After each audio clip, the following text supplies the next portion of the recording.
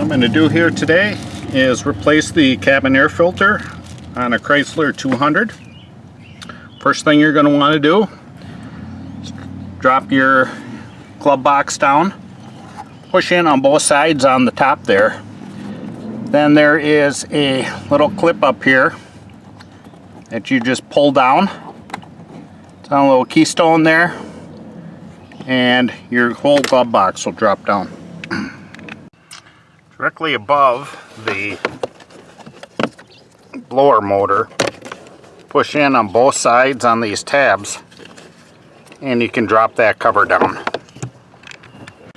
Okay, so there is an arrow on the new filter, and the arrow points down. Unfortunately, the used car lot that sold it didn't even have one in there, so I'm going to install it. This slides right on up in that slot.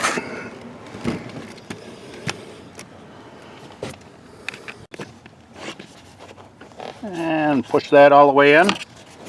Take our cover here and snap that on over the top of it. Take and put our glove box. We'll grab that little string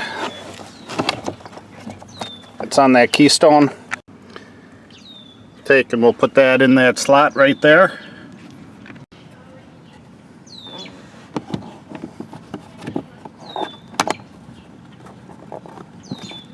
And then push it all the way up.